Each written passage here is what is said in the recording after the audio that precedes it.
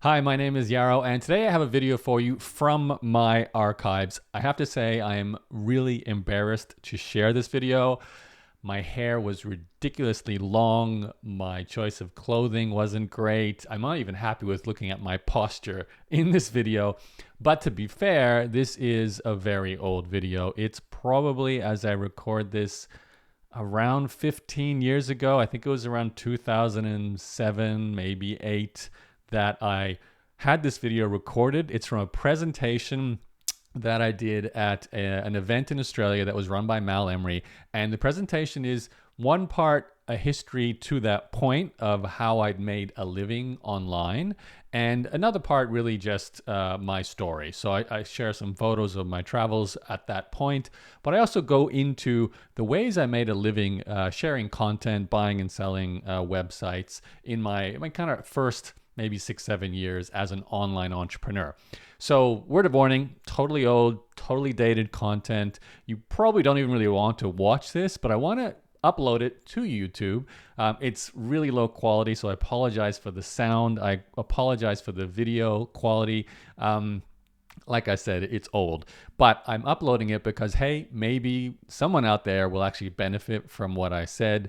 And B, I just didn't want this video to get lost in my computer hard drive. And it's just nice to have it on my YouTube channel for anyone who is interested in my early days, and even for anyone who wants to go on a nostalgia trip too, even on, back in the mid 2000s of how people were making money long before we had social media, mobile phones, apps, and all of that. So that's it. I'm going to just give you the usual call to action. Make sure you go subscribe to my newsletter. It's at Yaro, YARO.blog.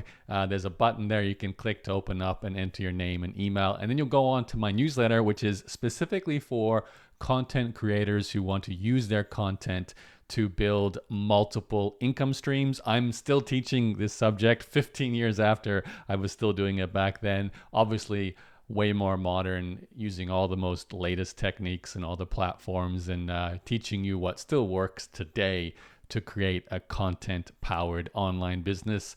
And of course, I've done a lot more since this video was recorded as well. All kinds of new businesses, service agencies, software, more online courses. So there's a lot more stories to share with you of how I've generated multiple income streams using content. So again, that's YARO.blog to find the newsletter and all my content as well. Okay, let's dive in. Here's the video. Hi everyone, how are you? Good? All right, this is my story since we were talking about stories, so I'll dive straight into it. The first thing I like to clarify to people is that you can hear me and I sound probably like I have an accent to you. I do, I have a Canadian accent. However, I was actually born and raised in Brisbane, so they're not really Canadian parents, but they studied in Canada and grew up in Canada, and a combination of listening to them and watching Sesame Street, something like that, growing up, I picked up this accent. So I am born and raised in Brisbane, so if you ask me any questions about Australia, I'll know the answer to them. Okay, so what I'm about to talk about it's not what I do as a full-time business. This is something I did part-time, and the reason why I guess I talk about this right now is because you're all running businesses, and it'd be a great chance for you to possibly consider doing this as an investment strategy for the profits you make from your business, or of course you could do it full time. In my case, it was an investment strategy. I did this, well, let me ask the question. Who of you knows my blog, Entrepreneur's Journey? Okay, not so many, that's good. I usually speak to people who know me already, so this will be fun. I've been blogging for 4 years, and this talk has very little to do with blogging, but that's how I've established a business, and I built up a profile online. That's how I met Andrew and Daryl, and so forth. So I've made money online and taken the money I've made into a strategy of buying and selling websites. So what I'm going to do is take you a bit of background to reach the point where I understood what it meant to make money from buying and selling websites. So, as I said, born and raised in Brisbane, I went to the University of Queensland and studied a business management degree. Although it sounds relevant, I really didn't gain any, knowledge that I used with what I do today, but it was a great way to pass time. And I had a lot of fun learning what the internet could do for me. So while my friends were out getting drunk and doing stupid things on Friday nights, I'd often be playing with my website. So a little bit geeky, but I really enjoyed it. And in fact, my first website, I can't show you because I don't think we have internet access, but I had a GeoCities website in 1999 for a card game I used to play called Magic the Gathering, but I'll talk about that later because it's got to do with one of the website deals I did. In 2004, I began blogging. Now, for all of you people who haven't seen my blog, please remember my name or that website address. If you're not into blogging, as I said, I won't be talking much about blogging, but it's been an amazing thing for me. It's transformed my life in terms of the freedoms I've had and the kind of life I've been able to live, the kind of business I've been able to run. And I got out of university in the early 2000s, and I never went on to a full-time job, so it's always been online business for me. And I've been lucky enough to always make enough money to get by, and then some in more recent years, thanks to the internet. So, all right, where I'm at today. I do work a couple of hours a day, and most of that time is spent writing blog content and teaching my students. I run a couple of membership sites that teach people how to blog, and I do some membership site content as well. But most of my time is I get to whatever I'm going on in my life, I will write about it or record a podcast audio and publish it on my blog. Now, don't know how many of you from Brisbane, but I spend a lot of times at the Three Monkeys Cafe. Who knows Three Monkeys? All right, yeah, I love Three Monkeys. I sit there with my Mac and do a couple hours of writing, and that's where I get my content from my blog. And most of that comes from experience of attending events like this, just doing things online, and I just regurgitate it onto my blog, and I built up a following. I've got about 60,000 daily readers who read that blog, and as I said, it's the basis for everything I do. I built my email list through that as well. I've got a subscriber base of about 40,000 emails as well, and it's the center point for everything I've done, the exposure I've gained, and it's introduced me to some wonderful people as well. I'm about to show you a slideshow. Last year I spent 8 months traveling around the world, and throughout that entire time I was running my business. I don't actually have any employees. Basically, I'm the content creator. I have a few contractors who do the technical side of my work, a customer support person, but that's it. It doesn't go any further than that. And it's because my business is so hands-off that I was able to spend almost an entire year traveling. And really my business did a lot better, in fact, than obviously the previous year, because I was able to just spend those few hours a day, keep it growing, and enjoy some success online, no matter where I was in the world. Yeah. Okay, so this is my slideshow. I went to a lot of places during this time, so it was quite incredible. This is the first spot, Hoover Dam in Las Vegas. I don't know if you've been there before. I was there in summer. That was a big mistake. It was 40 degrees Celsius when that photo was taken, and it was ridiculously hot. I haven't been to the desert in Australia, but I presume it's about the equivalent of that. This is me in Niagara Falls. I have family in Toronto, so Niagara Falls is not too far to go. And I, in fact, based myself in Toronto for a couple of months over the summer there. Did a product launch while I was there, rented an apartment, and had a really good summer. Big fan of the tennis. I went to the US Open and actually that match there is a Roger Federer game. He won that tournament that year. And been to the Australian Open. I want to get to Wimbledon and the French Open to complete the full picture. You should know where that is. It's pretty obvious. Stonehenge. That was fun. I'd never been to London before, so seeing England and Scotland and all that was a great experience. And it's a really big place. I didn't realize how busy London would actually be. Love chocolate. Definitely a highlight for me was visiting Belgium. I don't know if you've been there before, but there's a section in Belgium, in Brussels, Belgium, where it's just chocolate store after chocolate store after chocolate store. And for the first time in my life, I think I actually got sick of chocolate because of that place. So really, really had a good time there. Again, pretty obvious, Eiffel Tower in Paris. This was new for me. I'd never been to that part of the world. This was Dubai and the United Arab Emirates. And that was a desert safari trip. I don't know if you've ever done this. You get in a sort of four-wheel drive and they take you over the desert dunes and they knock you about, and I really didn't like it, so I don't recommend you do it if you're not an adrenaline junkie. I'm not an adrenaline junkie, but if you like bungee jumping, go for it. You'd love that. And just to prove that it wasn't all fun, this is me in Chicago basically doing some work. The reason why I have that facial expression is I actually was a bit sick before that happened. It's not because I don't like working, but that's pretty much the sort of thing I do. I'd find a cafe, I'd work up a laptop, do some work, and get away with it. So the money has been really good. I can't as I said, I have this very small operation, and I'm able to make much more than the average person. Last tax year was $250,000, and actually this tax year I just passed $500,000. So because I have no employees, that's around about a profit margin of about 70%. So it's a really fantastic business model, and gives me the freedom to travel and come back from my travels with more money than when I left with.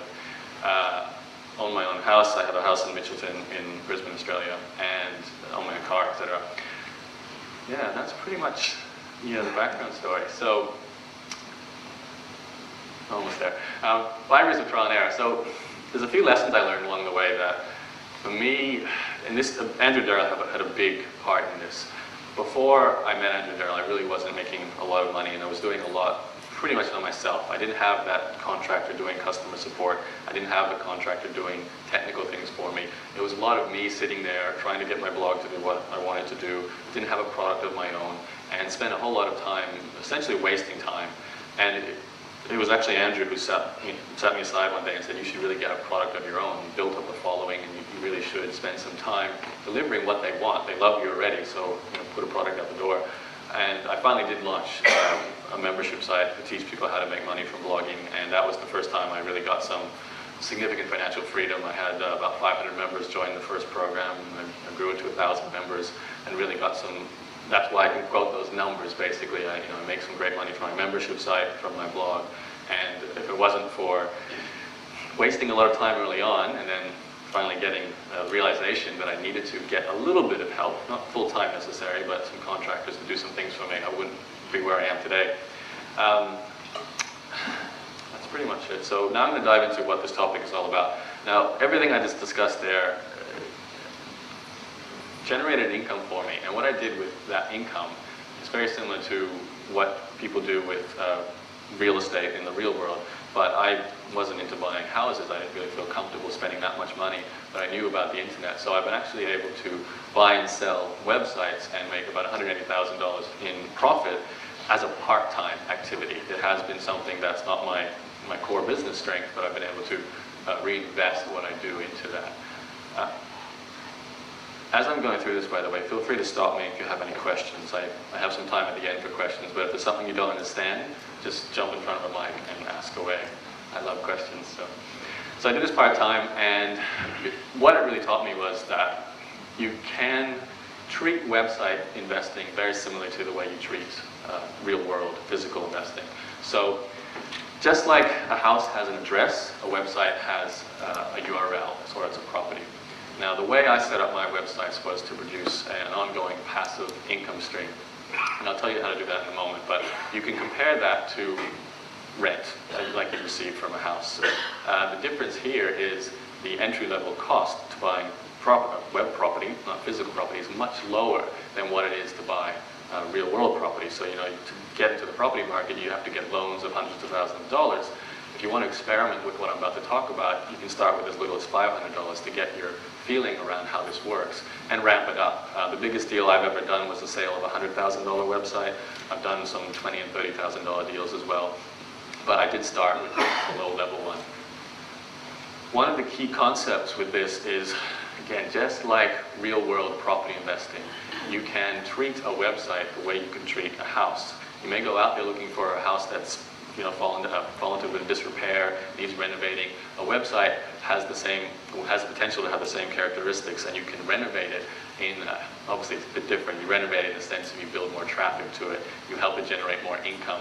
It then increases in value, and you can then sell it for more. So you can do this like a flipping strategy, or you can do it a buy and hold strategy, whatever you choose to follow. I've done both. I've held some websites for several years and then sold them, and some I've just sold within a matter of months. Okay. I'm going to go through some case studies, and this is probably the best way for me to illustrate how this works. So these are quite lengthy. I'm, as I said, a little bit geeky. I was very geeky in high school. I don't know if you've heard of a card game called Magic the Gathering. Who's heard of that card game? 1, 2, 3, 4. All right. That's not bad, my fellow geeks. It's a bit like chess combined with poker, combined with a little bit of dragons and elves and Lord of the Rings style elements. So I'd like to clarify that it's not Dungeons and Dragons. When I first told Andrew and Daryl about this, they accused me of being a to clarify that there's a hierarchical structure with geeks, and you've got Dungeons and Dragons right at the top. Magic actually sits a little bit lower, they're not as geeky. And some people did both. I only stuck to Magic, so I never progressed to the top. Just want to clarify that. This was a hobby for me. So during high school, a friend of mine gave me some cards and I started playing, and it became really quite serious. I found out they have tournaments, and there's a whole range of professional Magic players. They're like professional poker players, and there's a pro tour that gives away about $6 million a year. People play, some guys make a couple $100,000 as a Magic card player. They travel around the world. I managed to visit Seattle as part of the Australian National Magic the Gathering team in 1998. So that was the highlight of my career as a professional Magic player. I also visited Japan, Melbourne, Singapore, a few places like that. What happened with me was I really enjoyed it as a player, but what occurred as I entered university was I was given this free internet account at the University of Queensland to get some dial-up access to the internet. And that's when I started exploring everything with working online. And I discovered GeoCities at that time. Now, my core passion that I was really into was this card game, but as I was learning about the internet, I discovered that, maybe I could make a website about this card game. So I started a website called Magic in Brisbane, and all I really did was write reports of the tournaments I was playing in. I talked about some of the decks I had made, the cards I was playing, and it was me geeking out in a web-based format. So I'd go to a tournament, I'd write about it, and I built a following, first in Brisbane, and I turned it to Magic Australia, so it expanded to Australia-wide. And then I did something that was really smart, and this is something that's worth noting down if you can follow this strategy. I added a forum to this Magic site. I changed the name, by the way, to mtgparadise.com. I'll show you a picture in a moment. So it's an Australian-wide website devoted to this card game. I added a forum to it, and I gave people the option of basically trading cards at this forum. Now, when I did that, suddenly all these Australians, geeky gamers like myself, just came on and started selling their cards, started swapping cards in this forum. And that was a sticky point. It made this site very sticky, and it grew organically through viral word of mouth as a result of doing that. And that influenced my strategy for website flipping many years later, because I looked for websites that had a sticky point like that, that meant people would come create content for me, create value for me, so my asset would increase in value without me having to actively create content. So that's a really important point if you go into website flipping. If you want this to be passive, you need to find ways to develop either content or have people use your website without you personally investing the time. So when I first started this website, it was me sitting there writing articles. I added the forum, and it ballooned, exploded. And one other thing I did with that website is the first time I outsourced writers. So there were other people who really enjoyed the card game Magic the Gathering. You may not believe me, but there are. And they volunteered on a volunteer basis to write content for my website. So basically this became a very basic hobby to essentially the largest Australian Magic the Gathering website on the planet for Australia. And it still is today. Actually, I sold that website. I'll talk about that in a moment. But because I had people writing the content for me and I had the forum running there, it was almost hands-off. I had a moderator running the forum. I just had to check in and make sure the content was going live, and that was basically it. It was around this time that I started seeing a lot of information about people making money from websites, selling websites, and of course, I knew that if you stick some banners on the website, you could make big money. So that was my next step. I began placing advertisements on the website. I would contact retailers of this card game, say I've got an audience of Magic players, would you be interested in advertising on my website? And I got a handful of advertisers who said yes, and they put up their banners and they started paying me $50 a month, $100 a month, and I brought that together. Never made me rich, but I did bring up to about $1,000 a month in income, and as a university student, that meant I never had to get a job cleaning toilets, working at McDonald's, newsagent, whatever it is. That website gave me money to play with. Okay, now it was 2003, I think, around about then. I was walking across the Queen Street Mall in Brisbane, thinking that I was no longer interested in Magic the Gathering as a card game, but I was actually enjoying running websites still. But my interest was moving elsewhere. I was getting more into internet marketing and trying to ramp up my income. And it just dawned on me one day that I could actually sell this website. And for whatever reason, I never looked at it as an asset before that moment. But when I did the numbers, I thought, wow, I've got something that makes money, pretty much runs by itself. I no longer need to do anything to keep it going. Therefore, it could deliver value to other people. So all I need to do is find a buyer for it. And for me, that was a light bulb moment. I guess it's a point I didn't really emphasize enough previously. If you have websites now that make any kind of income, and especially if they're hands-off, you've got an asset. So as an exit strategy or as a profit strategy, buying and selling websites is an option for everyone in this room. Especially if you want to maybe leave a marketplace and you've got a website that's making money, you can sell it. And that's exactly what I did in this case. So I lost interest in Magic. I became a little bit cooler. I got into internet marketing, which is a lot cooler, and eventually found a buyer. So to found that buyer, I pretty much contacted the people who were within my sphere of influence within the community of Magic. So players, card store owners, people who traded cards. Got a few offers and eventually settled with the deal and made a little bit over $13,500 from selling this website. And for me at the time, that was about how much money I made in a year. So it was a significant injection of cash flow, and I was pretty stoked, to say the least. Just to clarify, if you've never seen Magic the Gathering, I'm putting this in, that's a Magic the Gathering card. This guy here is the Roger Federer of Magic players. His name is Kai Bude. He's German. He's won 7 pro tours, made about, I think, $350,000 playing the card game. Travels all around the world, and there's a bunch of guys just like him doing this all the time. And that's a deck of cards there on the left. And this is a tournament. This is a professional tour. I believe this one was held in Kuala Lumpur. And it's a bunch of geeks having a great time. I love it. It really is. I can't describe how much fun that was. Yeah, where's Bill? The funny thing about this sport is it is male dominated, but if you are a girl, you have such an advantage as a player because the guy doesn't know what to do and he sort of freaks out a little bit. So there was a few really smart guys who would bring their girlfriend along and have them stand next to them with a low cleavage top. And they win games just by doing that. But and that's pretty much how at the top level, this is how it works. So 500 people fill a room, play cards. At the end of a single elimination tournament, there's a winner. He walks away with about $50,000, and that's how they make a career out of it. What I like to compare it to is you've probably all seen a movie and where you basically have escapism and you leave yourself for a while. This is what a Magic tournament is for Magic players. You go into a place for a whole weekend, maybe like what we're doing right now, and we're basically geeking out about business right here. This is what these guys do, and you leave the real world for a while, and no, well, it's a little bit different business and Magic, but there's some women here for starters. But, and that was the fun. That was why it was fun. And that's why it still is fun for a lot of people. But so that's what the website looked like when I owned it. I changed the design a few times. Very simple. It's just content. Really, all it was is content. The forum. I spent way too much time. If I was going to say I had a regret what I did when I was younger with this, it was just spending too much time trying to play around with the look of this website. It really was a waste of time, but it was fun. So that was my first foray into buying and selling websites, or in this case, selling a website anyway. This is the next case study. Is a little bit different. This is blogging. This was my strong point. After running that Magic site, I moved on to running a proofreading business. I had an English school. That was an offline English school.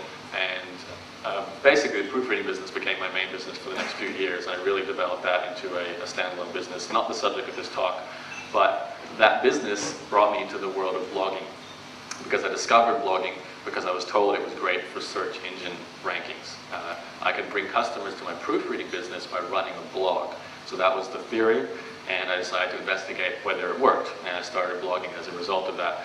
I tried to write about proofreading as a subject, but it was extremely boring. I really didn't like it at all. And I switched it over to a blog about entrepreneurship. I told stories about the businesses I had run, and it grew into what I talked about before. As a part of that process, I learned a lot about what it takes to build and keep a successful blog growing. So when the opportunity came to invest in a similar blog to my own, I grabbed it. And that's the second case study here. This blog was called smallbusinessbranding.com. Now my blog was about internet marketing. I had switched it from proofreading to internet marketing, and as a natural course of running that blog, I got introduced to other bloggers who also wrote about business and internet marketing, and we just connected through Skype or through email, and this is before Facebook or anything like that. And the person who owns this blog, Small Business Branding, his name was Michael Pollock, and he was a web designer slash small business fan. He really loved small business. He started this blog, grew it, but eventually decided to move on and focus on his design business. And he told me when he was getting interested in selling it that he was thinking about selling it. And I said, I'd be interested in making an offer for it. And I did. Basically, what he did, he told me how much traffic the website was getting. It was around about, I think at the time, it was about 400 visitors a day, and around about the same monthly income, about $400 in income per month. Now, I knew how that website worked, and I was fairly confident I could keep it growing. I was still nervous because I hadn't really invested that kind of money and negotiated a sale before. So I went to bed at night after I made the offer, wondering whether I was going to follow through with it. $2,000 at the time was probably 5% of my income. Wasn't sure whether I could keep it going. Deal went through, bought the website, and immediately hired a team of, eventually hired a team of writers. Initially, I actually tried to write to this blog at the same time as I wrote to my own blog. And I found out that that's just a lot of work. I like to write, but not that much. So what I did was I restructured this blog. So this is actually worth writing down as well. If you decide to follow a blog acquisition strategy, you're not going to want to write the blog yourself, not very likely. So what you can do with the blog that's got a little bit of traction, a little bit of traffic, is hire a team of, again, volunteers. Now, I like to get people on board who are motivated, but I don't have to financially invest and lose some cash flow by doing that. So what I will do is I'll incentivize them writing for me by giving them exposure on the blog. So all I did with this website, after I acquired the Small Business Branding blog, I had a designer do a redesign to incorporate a couple of sections on the author's section of the website where they could put their own advertisements. So essentially, if they wrote an article and published it on my blog, they could control the banner down the left side. They could put an opt-in box for their mailing list in the top right corner. They could do something like that. So it gave them an incentive to write and build traffic, but I owned the website, and I still made money from advertising that went on the website. So as a result of setting up that system, I was able to recruit about 5 writers who would write for me once a week each. So I'd have one article a day coming out on my blog. And that made that website, again, nearly passive in terms of keeping it growing. The one thing I didn't have is I didn't have an editor, someone to check their articles, press publish. So once I got tired of doing that, the fact is here, I'm pretty lazy. That's the problem with this. I wanted to work on a little project, and I wanted this site to be passive. So I was really happy that someone was writing content for me, but I wasn't happy that I had to go and proofread and publish the content. So what I did, because the website was making enough money, this is what happened. It was making about $400 a month. I hired those writers. The traffic increased. I started getting more revenue from advertising. Income increased to about $1,500 a month as a result of that. I then went and found a university student who was interested in internet marketing. His name is Robert Kingston. He's from Brisbane. And I said, would you be interested in being the head editor for this website in exchange for some of the revenue? So I paid him half of the AdSense revenue. It turned out to be about $500 a month, and he just managed the whole site. I kept the rest of the money, and it became a purely passive income stream. And we kept growing that website. The great thing about it, I bought it for $2,000. Within 3 months, it was making $1,500 a month. I was keeping $1,000 a month from that. So it basically turned itself around within 4 or 5 months. And I kept growing that site. And I owned it for about 2 years before I eventually decided to sell it. So over the course of the period, I probably made about $15,000 in cash flow, which I pocketed myself. And then when it came time to sell this website, I could get so much more for it because I'd set up these systems. I had hired the volunteer authors, and I had hired Rob to look after them. So this website was passive, therefore the value I could get for it selling it was so much more than the $2,000 I paid for it.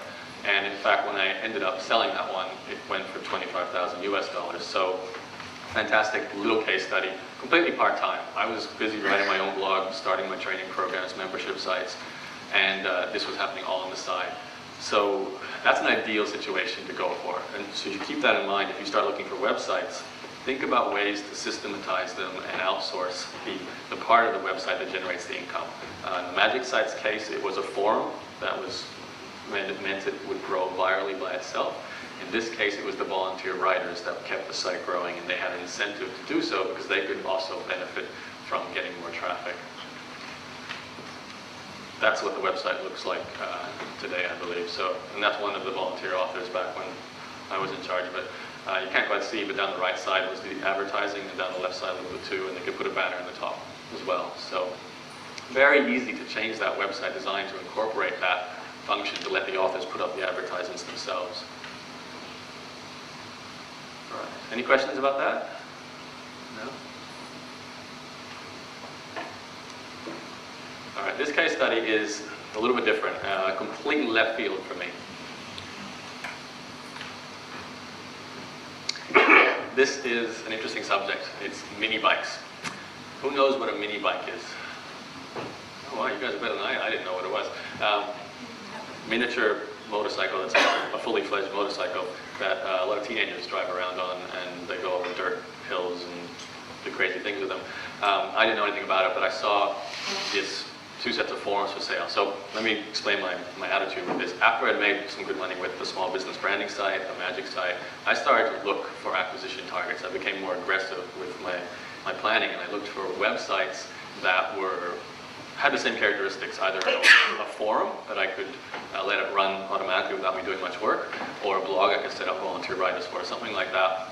Now there's a few sites you can go to and monitor to find that have a constant stream of websites for sale.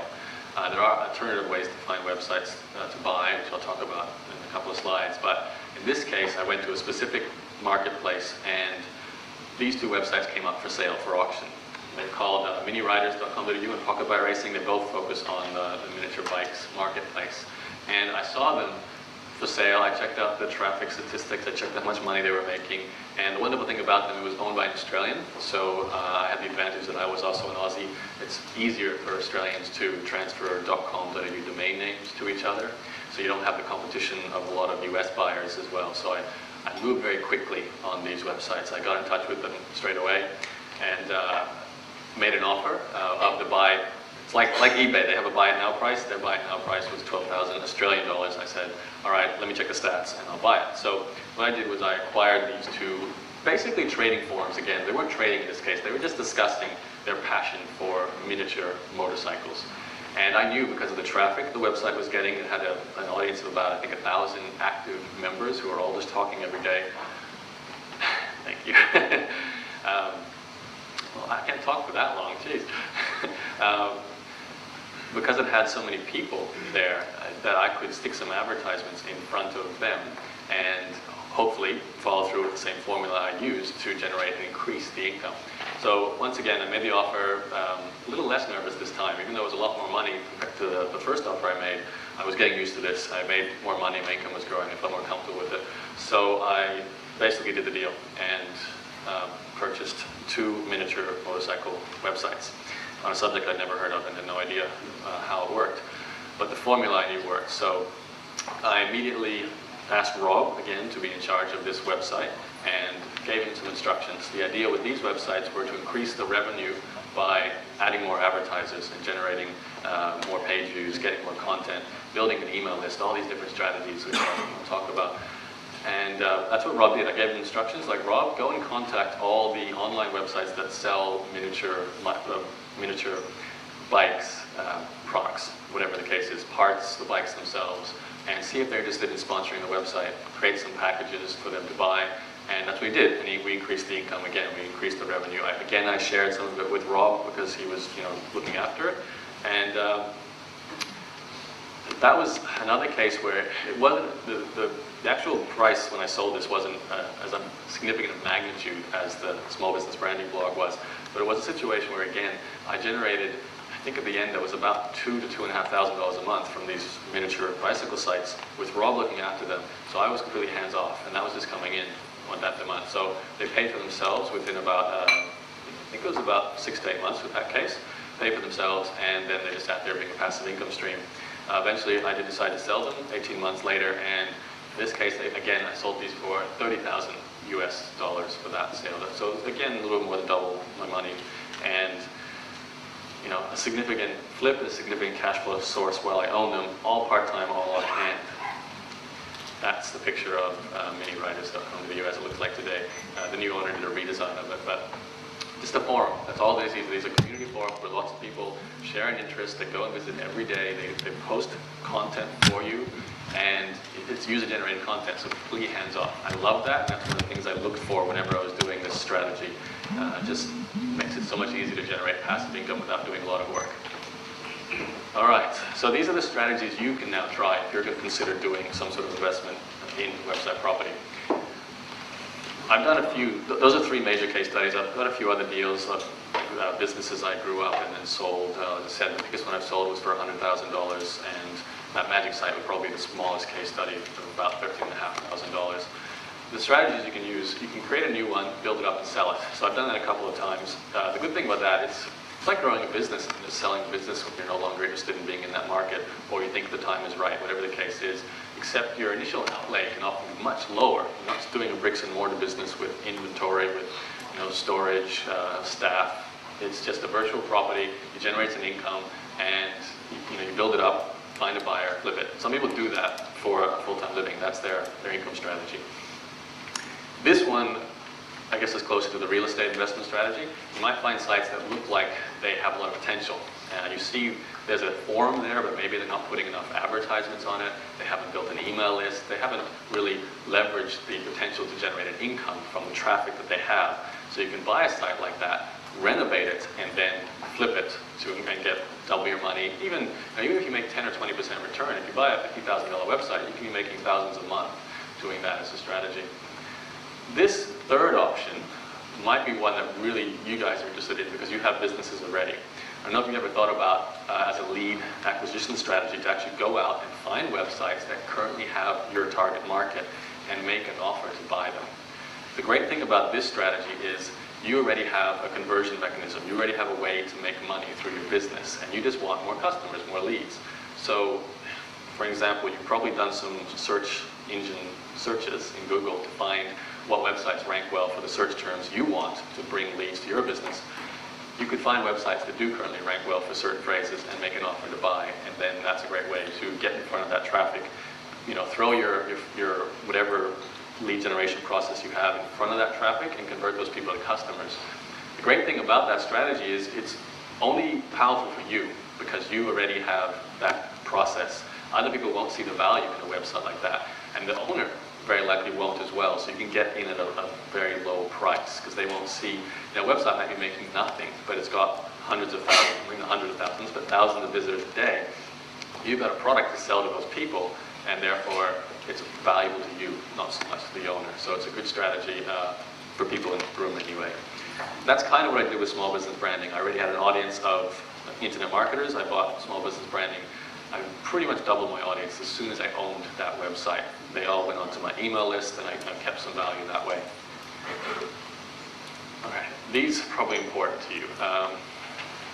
These are trading forums where websites are bought and sold currently every day, all the time, and a great place to learn how this industry works. The first one there, SitePoint.com Marketplace, is the best, the most popular, therefore the most competitive. It's the website where I've done most of my buying of websites.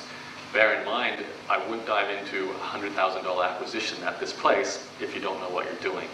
But it's a good place to find a blog that's making $500 a month, buy it, and experiment with that process of growing it and increasing your return. And you treat that like an investment. The great thing about that site is you can see other people, what they're selling, how much they're charging, what statistics they provide about the websites, how many bids they're getting, what's popular, what's junky, what looks like a fraud.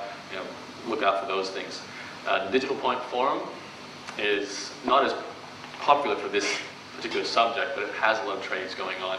Same story for the buy-sell website. Now, the thing with all of those sites, they're popular, and therefore you've got a lot of people like myself who watch them every day. Now, I was able to jump on certain acquisitions quickly because I was watching that site. I literally would log in while I'm sitting at home working on my business. I just have SitePoint open, I just see what options are running, and if something caught my eye, I'd immediately send a message to them or do a little bit of due diligence to see what the website was about. There's other people like me doing that, so the problem with those sites is the competition, and you do need to act quickly if you find a good deal. The problem with acting quickly, you also have to do your due diligence and make sure you're not buying a lemon. So there's a real fine balance there. There's an element of risk. So I wouldn't jump into this unless you're prepared to treat it as an investment experience, get some knowledge first, and then dive into it, start low. The other way, as I mentioned before, is actually approaching website owners and asking whether they're interested in selling. That is the way to get bargains. That's the way you can find sites, because the person who owns them are not thinking about selling until you actually ask them, and they go, oh, wait a second, I could actually sell my website. And for them, if you offer $500 and the website might be getting 1,000 unique visitors a day, you can get those 1,000 people into your sales funnel that you do to produce income. It can be worth to you, tens of thousands of dollars. So very low acquisition cost for a very high return on investment for you if the numbers all line up. So that's perhaps the strategy you might choose to go for. Just do a Google around and see what websites are there. If it looks like they're being run by one individual who doesn't know much about the audience they've got, make an offer. See if they're interested in selling. Everyone got that? Slides? Okay. All right, so this is the renovation strategy. This is what you do if you acquired a website and you're looking to increase the value of the website. You can do all of these things. Some of these things is entirely up to you.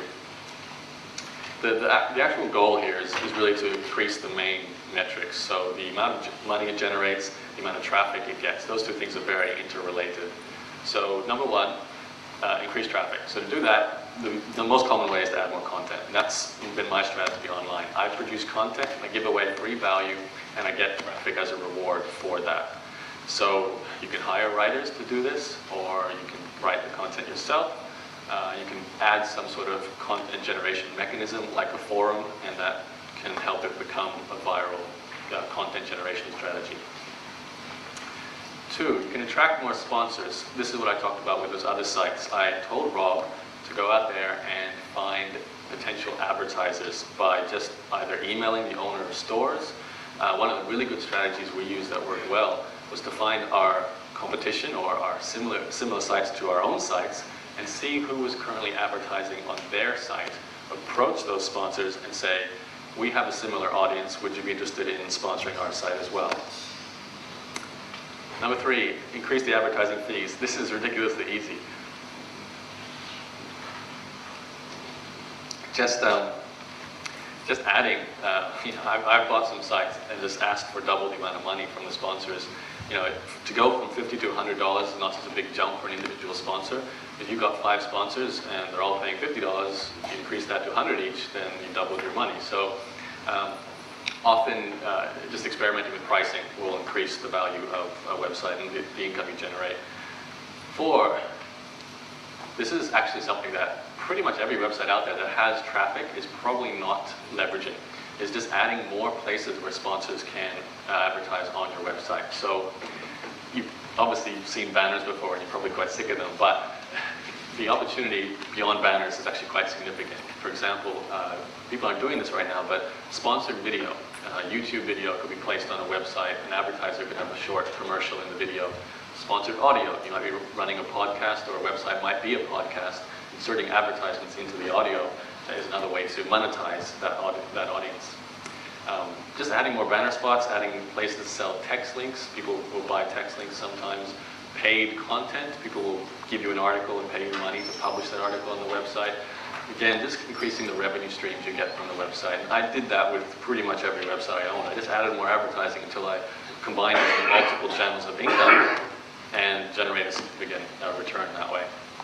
5, improve conversion. This is a little bit different. If you purchase a website that's, for example, selling an ebook or a membership site, there's probably a sales page, there's probably an email autoresponder sequence. Just do some basic conversion improvement. Improve the copywriting, test the headlines, do that typical direct response marketing, and you can turn a website that sells 10 ebooks a month to selling 20 ebooks a month, 30 ebooks a month. I've got a friend who did this exact strategy. He went to SitePoint and he found a website selling an ebook on knitting.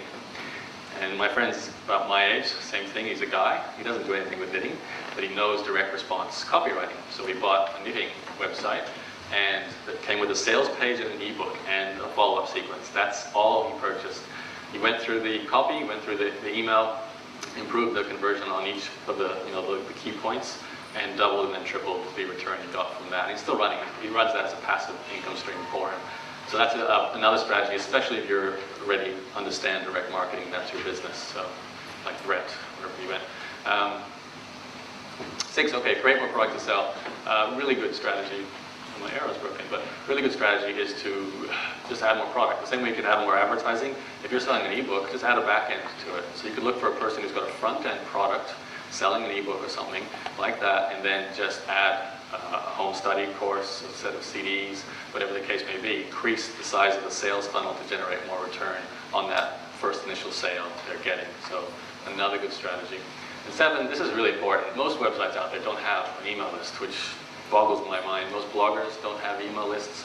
So just adding an opt-in box to a web page, start building a list. You can sell advertising in the list. You can sell products to the list. You can just build relationships so that you're developing developing relationships with your customers. And then it's amazing how many websites don't do this by nature. So take your marketing acumen, what you already know, find these dummy websites, add an email list, add a sales funnel, and you've got a business already. All right. This topic is actually probably the hardest part for a lot of people, which is actually figuring out how much to sell your website once you decide to let it go. I can't give you a really solid answer to how much a website is worth, because really the answer to that is what someone is willing to pay you for it. What I found, this is like a general rule for places like SitePoint, like I showed you before, a website will sell for roughly 10 times the annual profit. And that can be very varied. Some of the websites I've bought, for like $2,000 will sell for $20,000. Sometimes you can only double the money. The general rule, though, is to look for that 1 to 10 times ratio, and you'll have somewhere. Very likely it'll fall somewhere in there. A good example: the $100,000 deal I made. That was a business that was pretty much ran itself, required a little bit of administration. It made about $30,000 to $50,000 Australian a year, and it ended up selling for $100,000 US. So you can see that was about 3 times the annual profit in that case. The rule with this, the more passive you can make a website, the more it will sell for. So if you are thinking of selling something, try and systematize it first, because then you can make a higher return on investment, because people are willing to spend more on something that requires little work. We all want things that are easy. We want hands-off. We want easy businesses to run. So if the website's like that, then that will get you a higher price. That being said, you can't always systematize some businesses. So you just have to be upfront with this, and people will maybe see how they can systematize it and buy your website. But ultimately, with this question, the best thing I can tell you to do is go into SitePoint right now and see what people are spending money on, how much the website is generating in monthly income, and then how much it sells for. And you can start to get a feel for it. That's what I did. I got a feel for it and then started doing some sales. All right. When it comes to actually selling a website, if you've got assets to sell, you can either do this yourself or you can hire a broker. Now, I've never used a broker. I almost used a broker for the big deal, the $100,000 deal, but I ended up finding a buyer myself. Brokers are actually quite easy to find if you go into those forums and say, I've got something worth considerable value, I'm looking for someone to help me broker a deal. The broker performs an important role because they know people who have money to invest in websites. So if you can find someone who does this as part of their business, or maybe as a side project, they can connect you with the people who have significant money, especially if your website's doing 6 figures plus. Smaller deals, you're not going to need a broker for. You can go directly to those forums, post your website for sale, and you'll have people coming to you with offers, and you'll just negotiate a deal. If you're new to this, I recommend you start small. That's why I said, experience this first before doing big deals.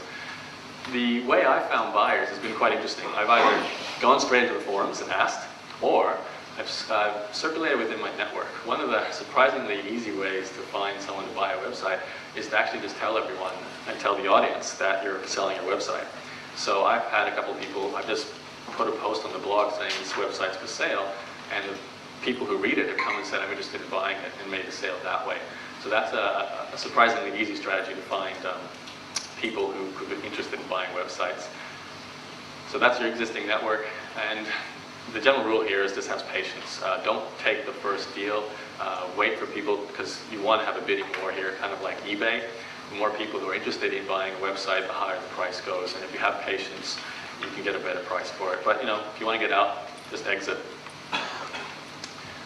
All right, this is, you probably have studied a little bit, maybe if you've sold a business yourself, the due diligence process you go through selling a business. Selling a website is similar, but perhaps not quite as scary, to put it simply. I have never done, except for one deal, I've never actually used a contract. That's how easy this is. Most of my deals will be with a person where you negotiate over email, maybe have a phone call, and then you negotiate a deal. But for all this to happen, the really key point is to have a really good prospectus. So the prospectus is what gets the initial interest from people. Now, prospectus is actually very easy to put together. Some of this may be very technical for you, and if you're not a tech person, it's not going to make sense. But you're a tech person, or whoever you work with, will know the answer to these types of questions. You want to provide data that the buyers are interested in. You want to provide information on traffic, and that could be something as simple as Google Analytics. So you're very well aware of one of the best statistics packages, Google Analytics. Who uses Google Analytics here? Are you all into it? Okay. Google Analytics is the de facto standard traffic statistics that most buyers are going to want to know, so I provide that. Income is obviously very important. With income, you want to show proof. You need to actually take shots of PayPal accounts or checks, or wherever it is you take money. People need to see proof that you're generating that income. A lot of websites sell affiliate products, so you want to show shots from inside the affiliate payment area. The cost to run is very important too. It's a funny thing with the cost to run, because you'll find with buyers, they'll actually do a mental calculation on how much the site will cost to run for them. See, they may have servers that can host the website, they may have tech people, so it reduces the cost for them to run it compared to what you have to pay to run it. So for them, they can see more value in the website. So it's really helpful to tell people exactly how much it does cost to run a website in the prospectus. And history. I don't know if you've ever heard of the Wayback Machine. That's a really good website. People, when it comes to buying websites, will use the Wayback Machine to assess how good your website is. So you need to be honest with this sort of information, because they'll find it out. If they're good at what they're doing, they'll look up history. So if you can show traffic over time, income over time, everything, maybe people you've hired over time, just give as much detailed information as you can in that prospectus. The important thing here, though, is you don't want to give this information to just anyone. The idea with this is you give the really detailed numbers to the people who show that they could potentially buy it. You only give the general audience a kind of a basic rough breakdown of this information. So a 2-page PDF, maybe all you need for the general audience. When you have someone who says they sound like they know what they're doing, they have some money, that's when you give them the really detailed information and start the negotiation process. And now that negotiation process works, pretty simple. Buyer will make some sort of offer, and you'll start to negotiate, and then settle on a price, and away you go. All right. So this is typically how it works. You agree on a price, you create a legally binding contract if it's a significant enough value to do so. So I don't recommend, obviously, if you're doing a $500 deal, you go and spend $2,000 on a contract. But if you are doing a $10, $20, $30, $40, $50, $100,000 deal, you might want to invest in a contract.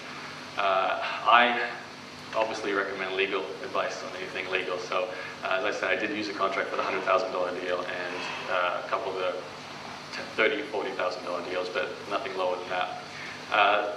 The transferring of funds can be directly PayPal to PayPal account, bank account to bank account, or you can use a third-party service called escrow, which basically holds the money for both parties, and both parties have to agree that the terms of the contract have been satisfied, and then it will transfer the money. So escrow.com is a service that does that. They take a little fee as well for doing that.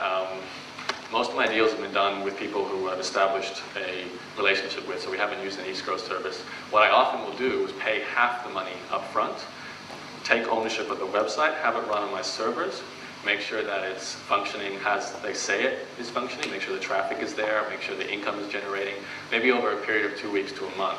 If I'm satisfied, then I'll pay them the second half of the money. So that's a good strategy just to protect yourself. instead of using an escrow service. And that's pretty much it for the transfer process. All right. The most important thing here, and this is where you're probably lacking a little bit of information, is the due diligence process.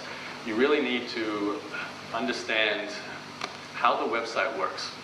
Now, I've never bought something that I didn't fundamentally understand the process it uses to generate an income and to generate traffic. So I don't recommend you buy anything if it's just they tell you how much money it makes, but you don't understand how it makes that money. You need to see a method where you can go in there, tweak something, improve their process, and increase your return on investment. So if you don't see that, you either need to find out that, ask more questions of the seller, or don't buy it. That's really a fundamentally important part, because you're investing in a little business in this sort of sense. So you wouldn't buy a business without understanding how it works. That's pretty much it. My most important point there is be patient as well. Don't jump into the first deal that you see. I spent a lot of time watching SitePoint. I've made offers on probably 3 times as many sites that have actually gone through with deals, just because I do some due diligence, find out the site's not really as good as I thought it was. The site would get a higher offer than I thought it was worth. But when the right deals came along, I'd make an offer, I'd be the right place at the right time, I'd get the deal done, and I'd acquire the website. So, and those are the sites, pretty much those case studies I showed you in all situations like that, or I've started it myself. I think I'm pretty much done. So I've got lots of time for questions. I don't know how much time I have left, but you've got to jump up and get to those speakers, otherwise I've got 30 minutes time for questions.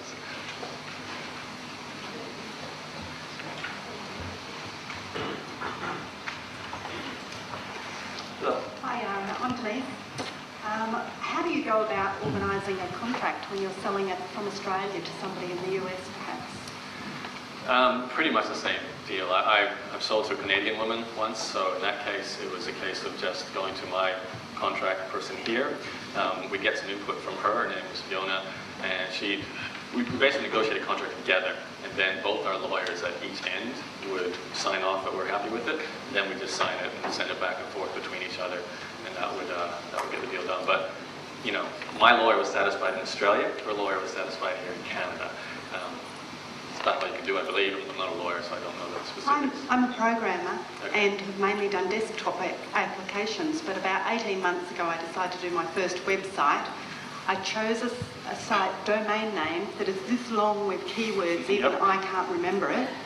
It's an Amazon associate program that has made me about $13 in this 18-month period. Right. It has traffic of about 10 people, perhaps 20 people per month, and I don't really see the point in doing it up. I'm better off just offloading it as it is. Possibly, if you've been not Throw doing it in the waste bin. Yeah, if you haven't been doing anything for 18 months, Yeah. then maybe it's because you need to actually, put some There effort isn't in. anything else But- that I can do to Well, improve it, I don't I mean, think. you could hire someone like I did. I got robbed, and then do you understand how you could turn that website I profitable? bought pre-existing software, Right.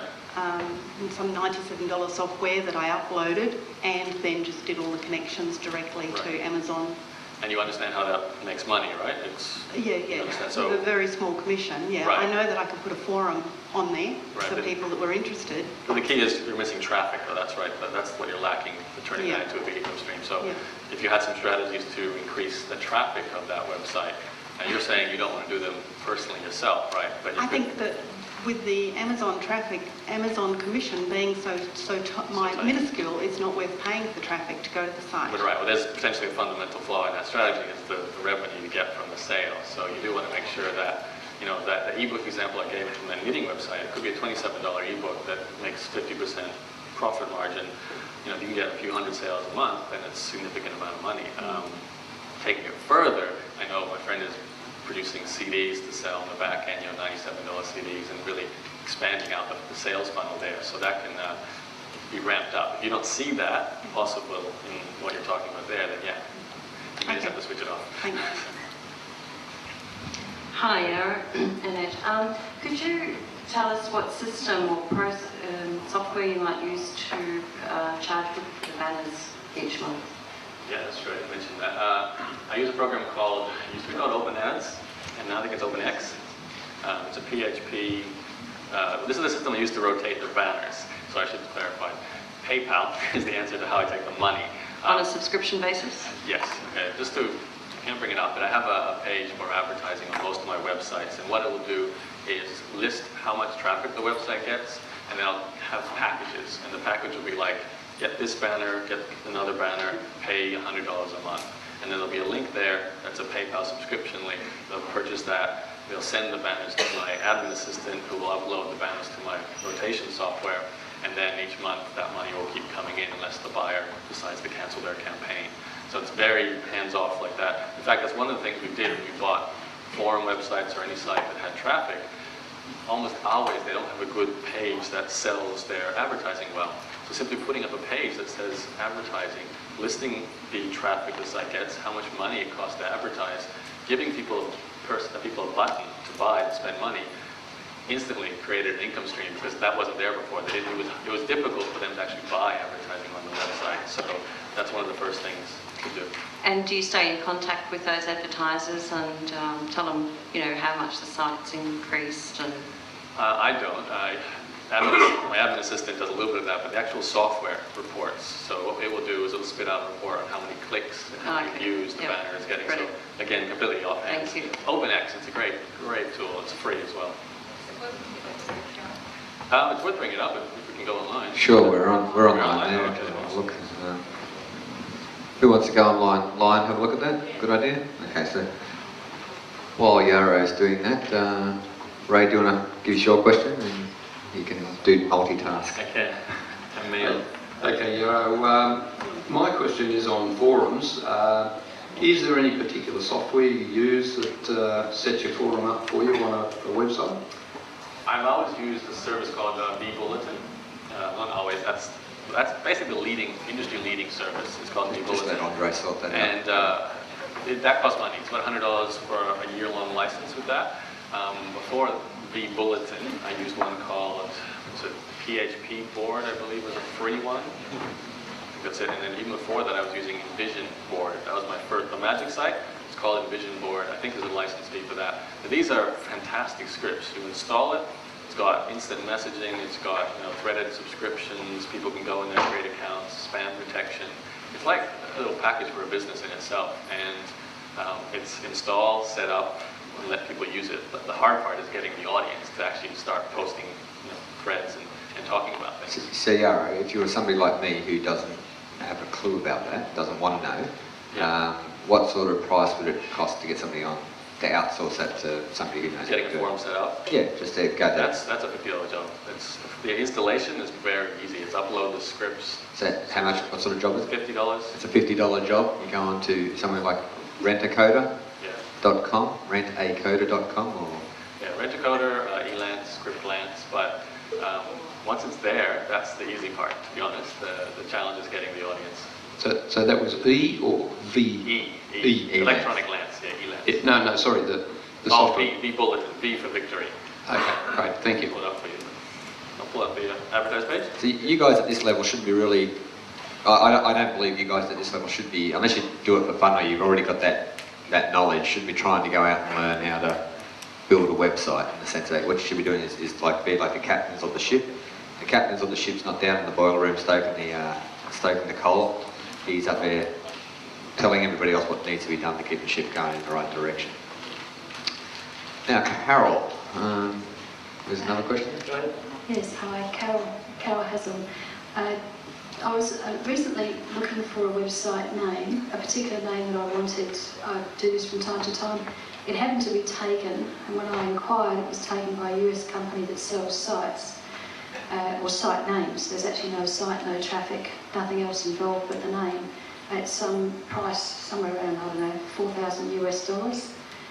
How important is the name as opposed to the other aspects of the site? It depends how developed that site is. If that domain name has a lot of traffic going to it already, then that's where the value is. So if it's got no traffic going to it, then I wouldn't be worrying about it. If Google lost Google.com, I think they're going to go after it pretty aggressively. But I'd worry if I lost my domain name. But if you're just starting out, domain names are fairly, I wouldn't say irrelevant, but they're not at the top of the list of importance at all. So the actual volume of traffic and other aspects of the site, you think they're more important than the actual domain name? Traffic is money online. That's the answer. I mean, we're all into lead generation for small businesses here. That's what lead generation is online. It's getting traffic to a website. So that's where the value is for people. And of course, converting that into actual customers and sales. Thank you. Carol, can I comment on that? For our point of view, for URLs, what we suggest you do is to make sure that the URL is a URL that relays the benefit of your site. Okay, so we have skincanceradvice.com, practicalreportwriting.com. So see how they're not about, it's clear what it is, what it's about, and the term skin cancer and report writing are key words that people will search on. That will help with the SEO stuff. So generally speaking, we've never actually had to go and buy a URL. Can you think of any time? No, we've never actually paid anything over the standard sort of $10 for a URL. I guess the only exception would be if you have an offline business running and you go to actually buy your business name as a URL and it's already been taken, that might be the time that you would buy it. But if you're just looking around for a good name, there are still so many billions of combinations of words, and particularly think about something descriptive, as Andrew said. The other thing about, the only other time I've thought about buying something is when somebody has my name. So the andrewgrant.com is actually taken by some guy, I assume his name's Andrew Grant, in Wales, I think he lives, or something like that.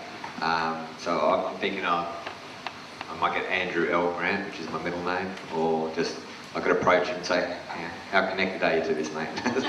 You notice Darren Stevens has darrenjstevens.com because of the bewitched actor, Darren Stevens, so he hasn't been able to get Darren Stevens. Yaro.com is a supply company in the States. I have no chance of getting it. So. Okay, so there you go. So. This is the sponsorship page, just to show you. It's basically a little description of my website to start with. I actually have an email capture form to keep in touch with advertisers as well. Obviously they're paying me money, there's a potential for them to pay me more money in the future, so I'd like to stay in touch with them. And then statistics, and then simply the packages. So it's pretty straightforward. This is how much it costs, this is what you get, this is a little list of the benefits of spending some money in advertising on my site, and then that button you see just down here will click through to PayPal link, I believe, fingers crossed. Yeah, and that's it. That happens, this is, again, completely passive. That's the beautiful thing about this. I have an admin assistant who gets the PayPal email, gets the banners from the sponsor, uploads the banners, and I don't even know, in fact, who's sponsoring my sites most of the time. It's completely hands-off for me, so it's this little passive income stream. Yaro, what was the link on your yes. site there? Entrepreneur's Journey. Sorry. Just / advertise, I believe. Yeah, entrepreneurs-journey.com/advertise. This is a template I teach pretty much all my blogging students because by being bloggers, they're very much into generating income from advertising. And as much as this makes sense to me, most people don't do it. So it's just a simple trick to increase the potential income you can make from a website by giving people the opportunity to give you money. That's basically it. Yaro, about how many people do you have? Oh, sorry. You're right. No, go for it. How many people, how many visitors a month do you have to Entrepreneur's Journey now, or how many subscribers? The subscribers, I've got proof. It's on the top right. Where are we at today? 58,791. So. Is that guys? Yeah, that's also actually my email list too. I can reach most of those people through email, so I do a lot of direct response marketing to that list. So what that actually means is 58,000 people have come to your site and actually signed in and subscribed that they want to hear from you on a regular basis. That's right, and that's why I'm usually like a top affiliate for product launches in this marketplace. Just recently, Jeff Walker's product launch formula was released for this year's annual. I was the 5th affiliate around, well, there's hundreds of affiliates, and I think it was about $40,000 in income from me sending basically one email and one blog post. So it's a fantastic business model once you've established that list. How long has it taken you to get that blog going? If you go back to the Wayback Machine, you'll see it in its infancy in late 2004, but it really started off in 2005. So 4 years. 4 years, and but I only started list building. This is the key point. As I said, I didn't learn a lesson myself. I started list building only 2 years ago. So I built up that email list to 50,000 in about 2 years. 2 years, okay. So what would something like that go for, you reckon? Sell it. Yeah, I know you would. Could sell my baby. It's like taking your magic cards away from you, but Back in the day. Yeah. But if you were if I was to value, I've thought of this being a business person. It'd be tough to say because obviously there's some intrinsic me in the website, so Sure. they'd want to keep me on well, board. let's take this one out of it. Just say something similar to that. It's taken 2 years. What sort of value should somebody get? You do the math. I mean, how much is the site generating? In this case, let's say I'm doing $250,000 a year in profit from the website. That's, you guys know these numbers, probably 1.5, somewhere between 1.5. Okay, so we'll just sit down and put a little bit of effort into something for 2 years to get over $1 million return. Okay. I'm taking offers of 1.5. Yeah. Any advance on 1.5? And you know, because it's making that sort of money. What I want you to get, and the reason that I wanted Yaro here today, I want you to get the idea. These are real assets. This is like a house that you sat down, lifted, painted, built in underneath, done the renovation and stuff like that. It actually has increased in value. The way you measure it though, in this way is about the number of people that are there. Remember the list that we talked on the first day? It's got a value in its list and the systems, it's automated, and the money that it's bringing in. Greg. Hi Yaro, blogging question if I may. So this blog's obviously got a lot of momentum. If you were to start all over again, is there anything you'd do different, or what would sort of be your high level procedures? Because you see like most people have got small blogs, not really much of a following. As I mentioned before, I make sure I'm capturing email addresses. That's just a strategic thing. You want to be doing that. In terms of getting the growth, I believe in establishing yourself as a maven in your industry. And the best way to do that is to basically, in the term, they call it moving the free line, which is delivering excessive value up front for no cost. That's what I do every day with this website. I produce great content. So if I was going to go back and do this again, there'd be two things I'd probably stick to. One, regular content production of all multimedia, so video, audio, and written content. On daily type basis? If you can do it daily, that's going to get you there quicker, and it's just is. But you have to, like, if everyone here has got a small business, they probably know something to a more finite detail than the average community does. That's where your value is, so you need to be delivering that to people through a blog. The second thing I would do, I'd get a free report or a free incentivized something, a series of videos, audios, as quickly as possible too, because even a small blog, if it's 100 visitors a day, you can convert 10 to 20 of them onto an email list. At the end of your year, you've got 3 or 4 or 5 or 6,000 people on a list. And for a lot of people, a niche list, if you can turn those into buyers, is a profitable business. So I would start by just sitting down and knuckling down and giving out great content. I'd interview experts and get as much traffic coming in by doing that, and just start building a business, basically. Yeah. Okay. Can I keep grilling you? I love that. Okay. Cool. So what about from a social media point of view? So are you doing much in the way of social marketing of blog posts when you write a blog post? Or? I'm prolific Twitter and Facebook, but they're very interlinked.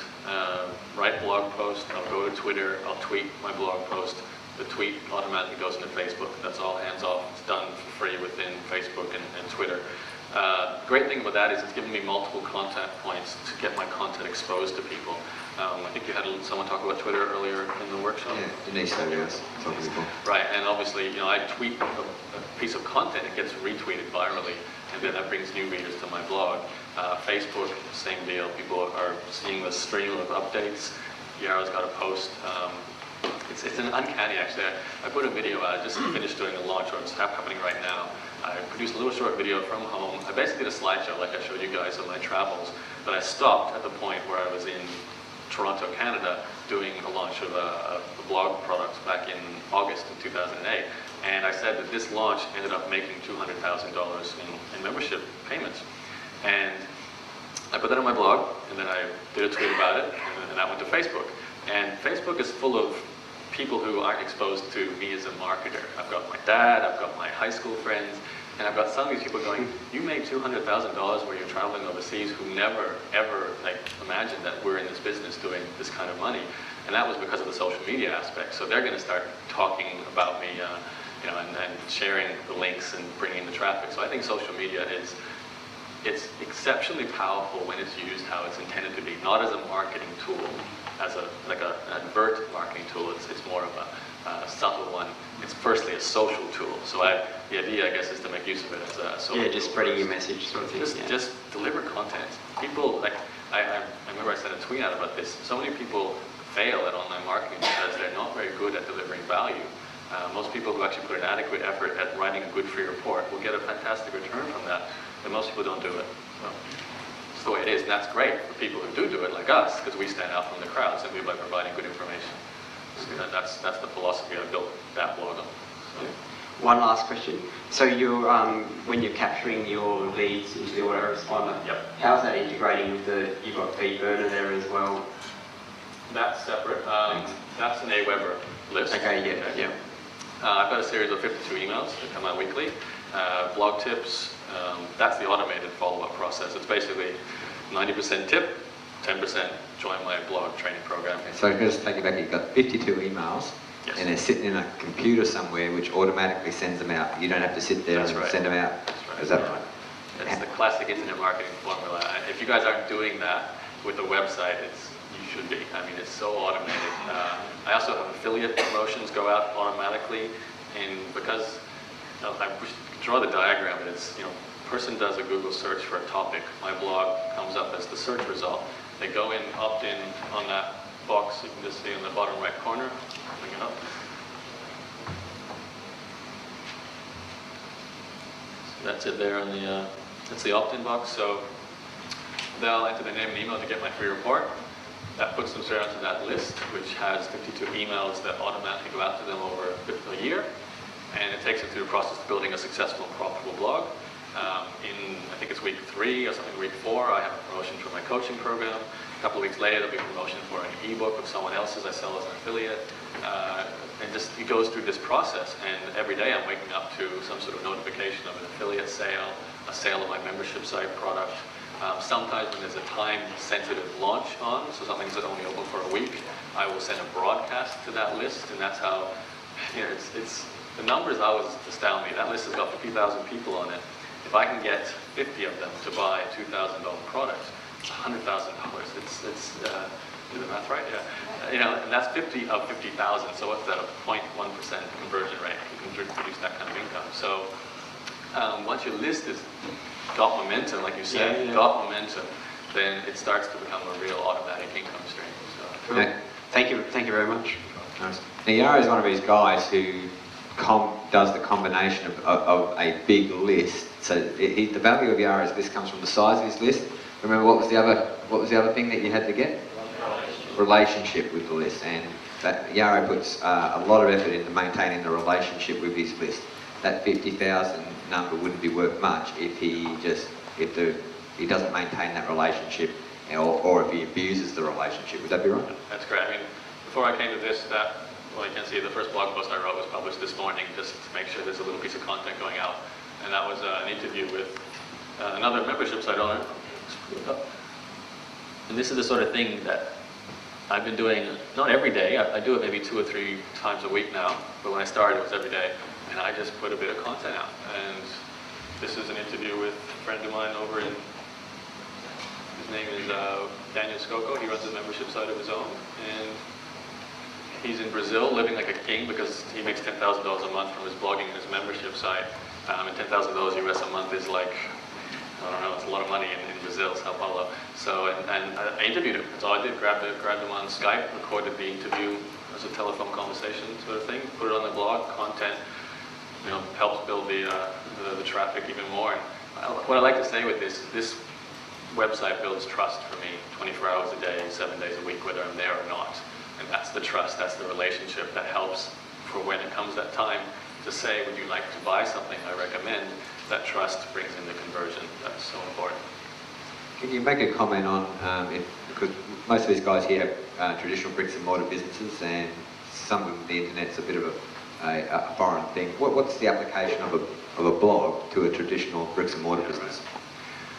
It's basically a marketing tool for you guys. So it'd be an extension of the specialty that you provide right now. I love to use the plumber example. If you're a plumber and you were going to start a strategy that involves a blog, you teach people how to do the things that a plumber does. So fix leaking taps, fix toilets. You do video and show people how to do that. Put that video on your blog. most people will come to that, they'll type in how to fix a leaking tap. Your blog will show up in the search results. They'll watch your video and they'll go, wow, this guy knows how to fix leaking taps. Where's his phone number? I don't want to do it, but I can see he knows how to do it. He's built up that trust with me because I've seen him do it on the video, and I'm going to call him up and get that done. And the great thing about, for you guys, you're probably very much local orientated businesses. It's so easy to rank well for local search results with the blog. You don't need to do massive link building campaigns and ongoing marketing processes because you have very weak competition usually online. So a blog with some regular content going out, just a little bit of consistent work, can get you the #1 result for Brisbane plumber, Sydney plumber, whatever it is you're going for in your marketplace. So it is a marketing tool at the end of the day. Yeah. Hello, I'm Sarah. I have a question about WordPress. So is your blog run with WordPress? Yes, it is. Yeah, and so that's a good basis? I use WordPress for pretty much everything. That's wordpress.org for people who don't have a blog yet. Not to be confused with wordpress.com. The .com service, you don't own the script. You want to get .org and have your tech person install that for you and get your blog up and running with that. So just that's a real important point. Yeah. Just explain it again, repeat it again, and explain the implications if they get the other one. You know what Blogger is? Have you seen Blogspot blogs before? That's the common service people use for blogs. It's basically, you go to a service like blogger.com or wordpress.com, you fill out a form, they generate a blog for you, you start writing it. The problem with that is it's not yours to own.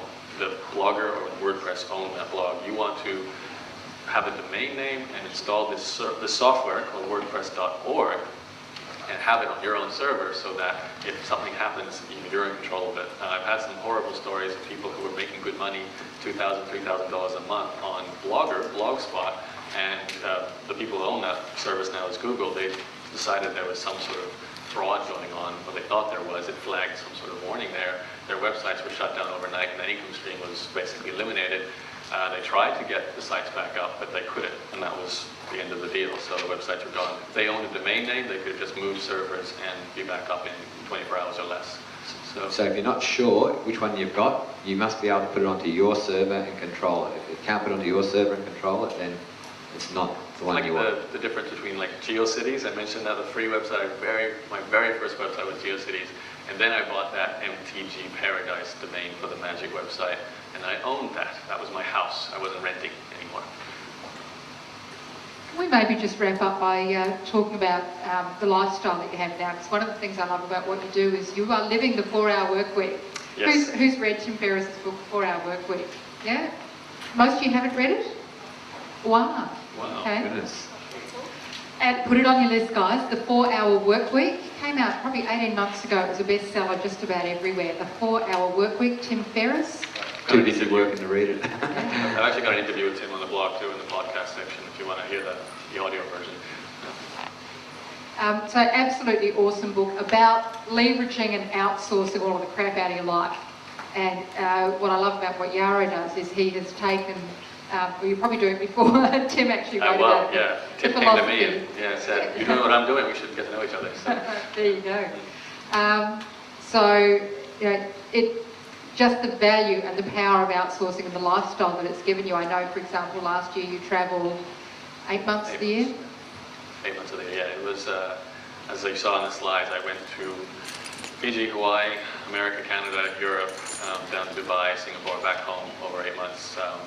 Rented apartments or hotels throughout the entire place. All I had to do was make sure there was internet access wherever I was. And my assistant Angela was back here in Brisbane. She's a stay-at-home mom with 2 kids. I've got a business partner, Gideon. He was home in Brisbane in his house, and we did lunches, or I wrote blog posts, and it really, you know what it's like when you're traveling. You can't be 9 to 5 working because you're traveling. You want to go see things and experience it. So I'd wake up in the morning, I might write a blog post, or I'd come home at night and do it, and then the rest of the time was spent eating a lot of Belgian chocolate. That was pretty good. So, great lifestyle, and your income's primarily passive, isn't it? And it's information product based. Yeah. That's, I think, really important here. I think most people in the room might have businesses that if you left, you'd be in trouble in keeping them going. So converting some of what you do to some kind of information-based business that sells online, which is probably what you're here for in a lot of places, would be a very sound strategy and a good diversification strategy for generating more income. That's what website buying and selling for me was as well. Just another income stream, another way to diversify and make myself less dependent on something that I had to be there for, because I had an English school and I had to be there to make sure that the students would come in, the teachers would come in, and I hated having to be in an office 9 to 5. That's having a job, and that's the whole reason why I got into small business, was not to have a job.